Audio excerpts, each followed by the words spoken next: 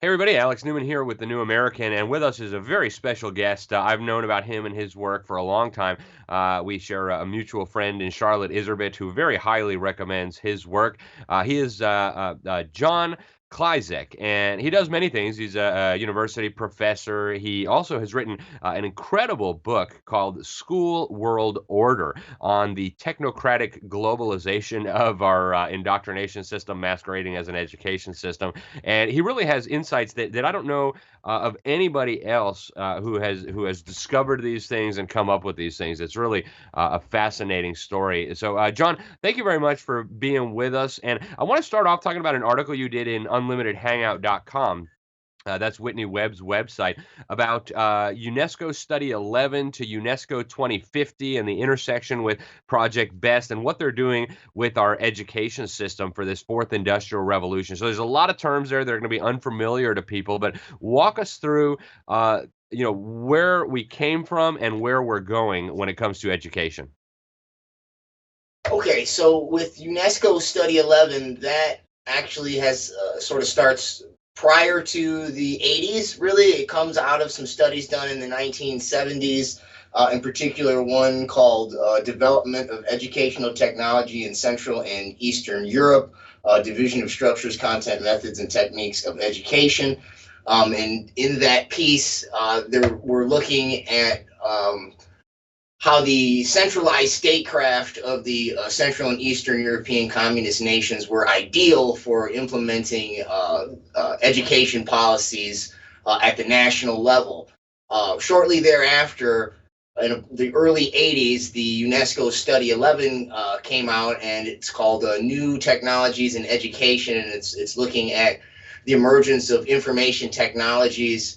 And so they're the precursor to all of the ed tech stuff, all the digital stuff, the virtual classrooms, the Zoom meetings, adaptive learning software, and all that type of stuff. And basically what they did in UNESCO Study 11 was they had a regional partnership between the Central and Eastern European nations, but also Western capitalist nations.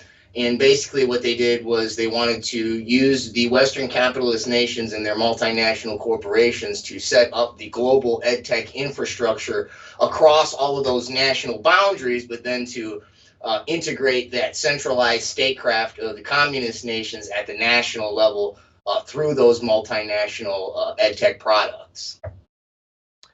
So what does that look like in, say, the United States? I mean, have these types of indoctrination systems been implemented in the United States? And talk to us about Project BEST. That's the basic education skills through technology. That's one of the things that Charlotte Iserbit, the former senior advisor in the Ronald Reagan administration, blew the whistle on. She leaked these documents. So tell us, what's the intersection then between what was happening in those communist nations and then how it came into the United States through these different projects at the Department of Education?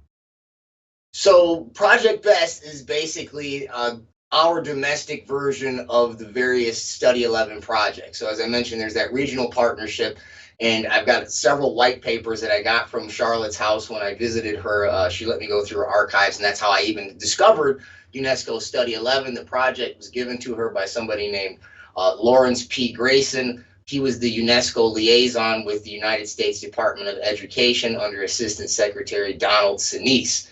And so basically our domestic version was Project BEST. And Donald Sinise is basically the man who coordinated the international program with the domestic regional project. So he appointed Lawrence P. Grayson. I've got all the white papers scanned in on the article so you can look at all of them, all the memos. He appointed Lawrence P. Grayson to be the UNESCO liaison for this particular project, but he'd been the UNESCO liaison for, I want to say, at least 10 years. Then he assigned somebody, Robert Billings, to be the regional liaison domestically, so to coordinate with the different regional labs.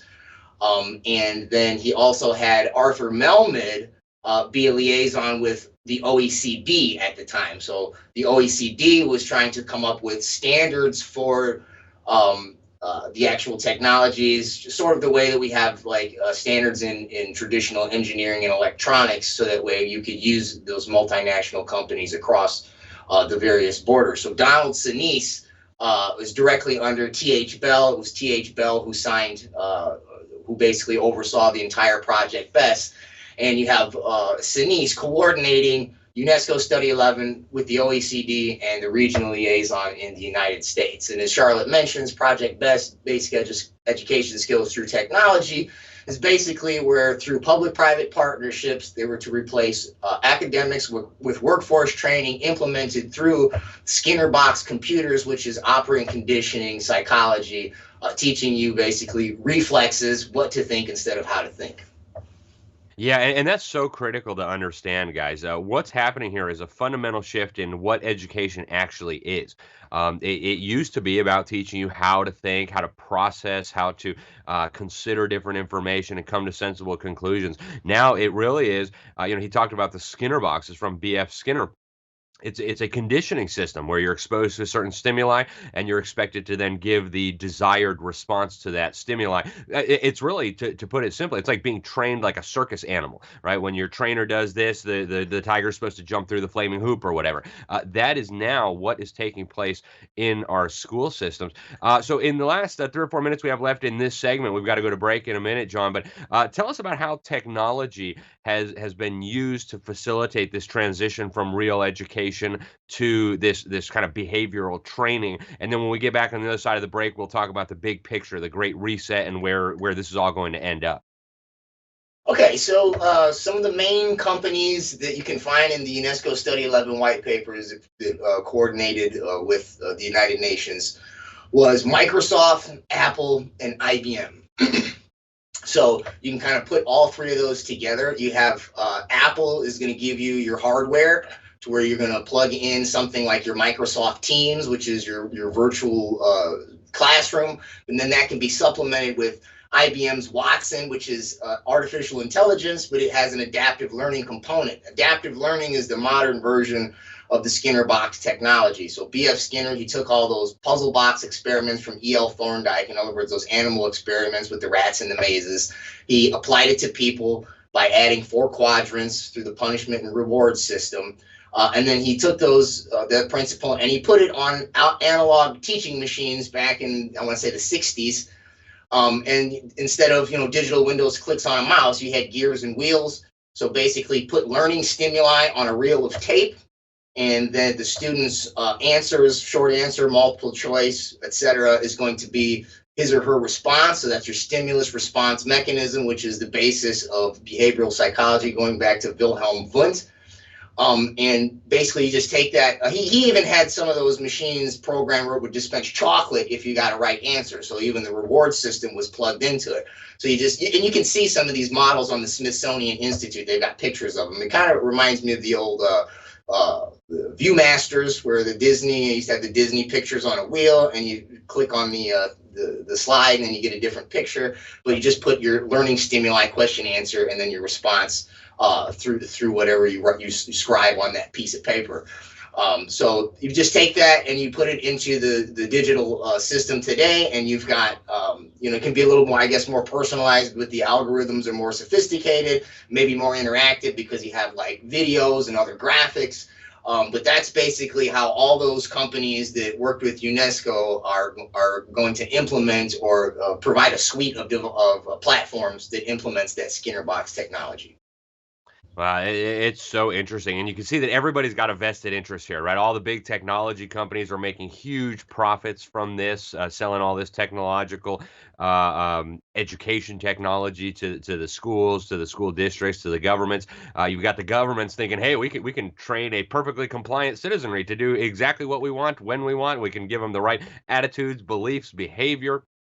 And you see this kind of, the public sector has an incentive, the private sector has an incentive, and they work together, and your children are ultimately the victims in all of this. When we get back, guys, we're going to talk about where this is all heading. They do have a destination in mind, the New World Order crowd. They're talking about the Great Reset, and they're talking about how education is going to be so fundamental to that. We're going to really push teachers to the side and use algorithms and artificial intelligence to do most of the education in the days to come. Guys, I think this is some of the most critical issues, some of the most critical topics facing our society today. If we get these wrong, all those other issues that you're fighting, you're going to lose anyway. So stay tuned. We'll be back on the other side of this break in just a moment. Thanks for watching.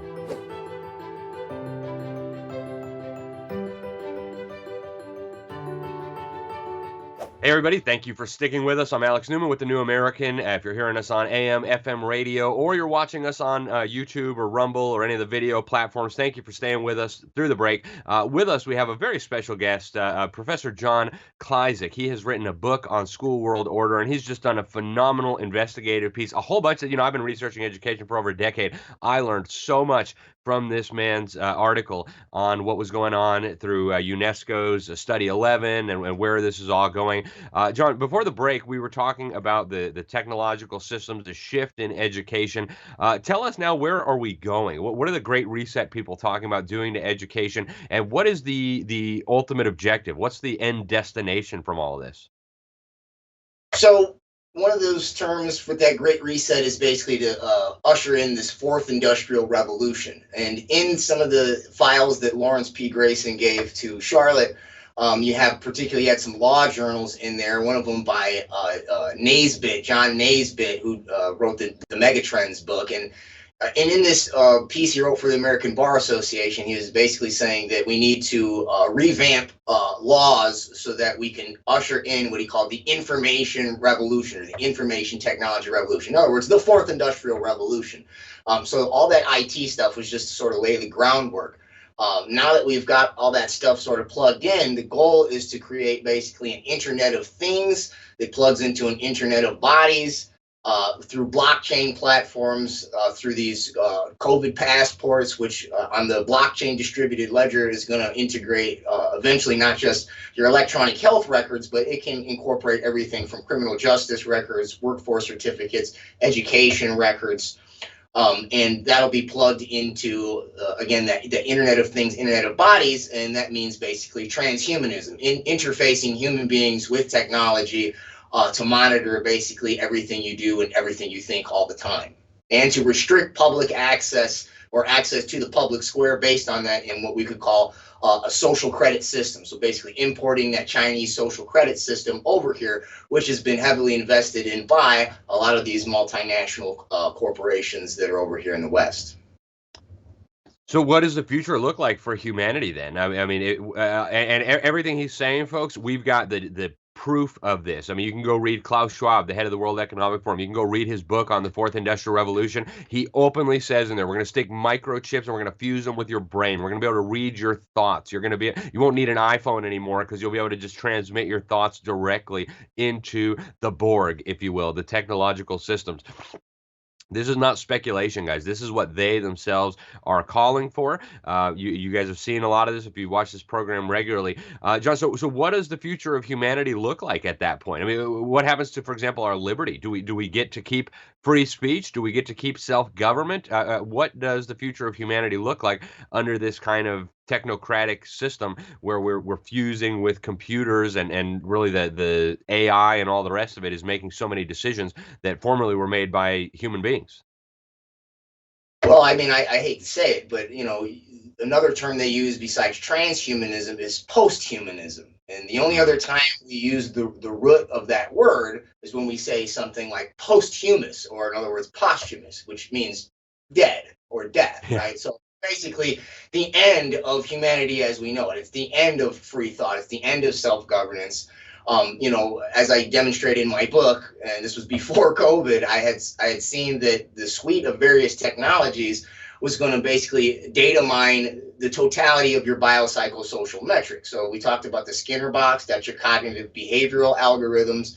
But then there's also the socio-emotional learning algorithms through like wearable devices, such as like the Gates Foundation was funding these GSR bracelets, galvanic skin response.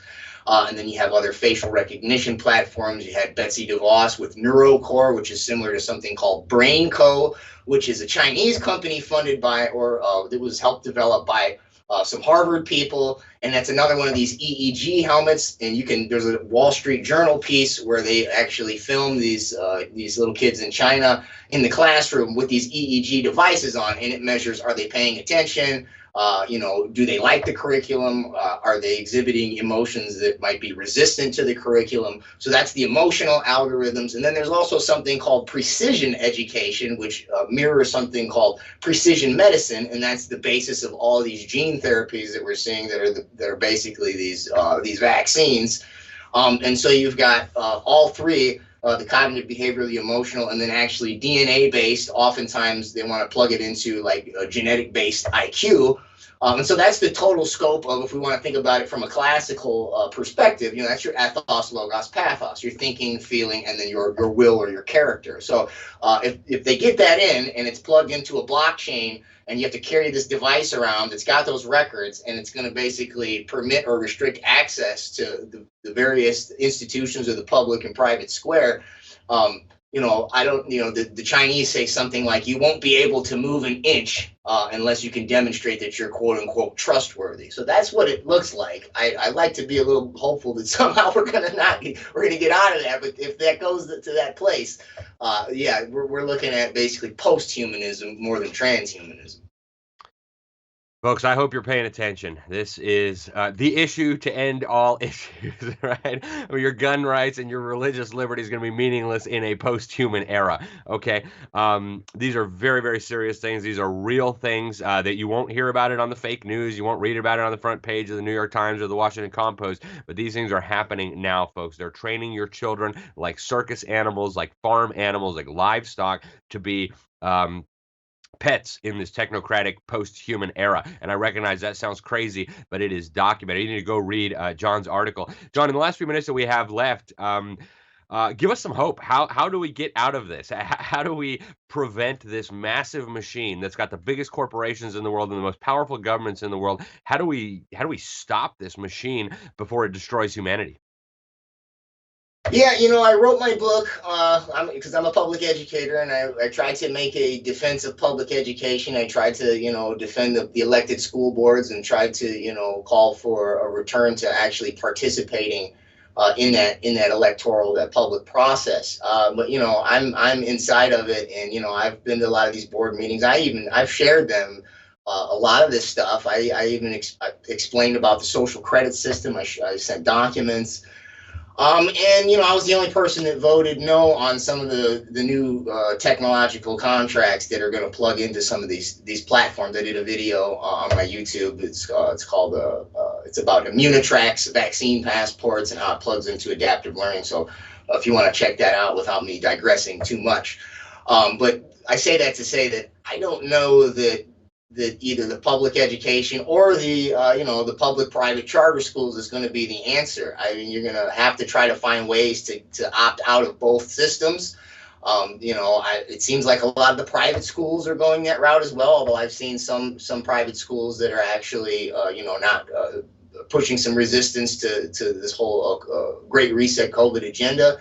But then you have other, options. There's other homeschooling options that don't have to integrate with all this data mining software. And then, I have my friend Andy Lipson he's a public educator in California. And what he started doing was, if they weren't going to let him teach in person, he started teaching kids at the park on the weekends. And the moms and the parents came, and, almost like a little one-room schoolhouse deal.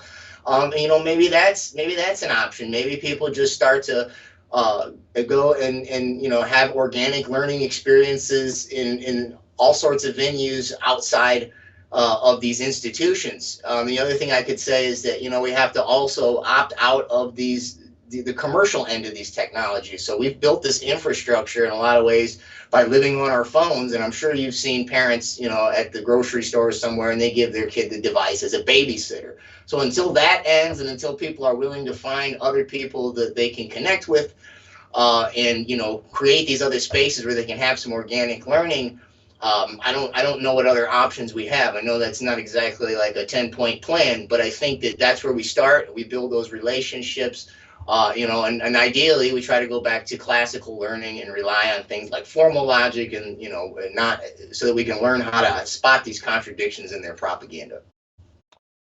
Excellent, John. Well, thank you so much for sharing your wisdom and your insight and your research with us. I couldn't agree more with you. I've never had a smartphone. I still use my little flip phone. It doesn't have any fancy stuff on it. I can't use the internet or whatever, but it works just fine. I can do all the things I need to do. I don't give my kids devices. They don't sit there and play with an iPhone or whatever. And folks, you're now at the point where you're going to have to defend your humanity.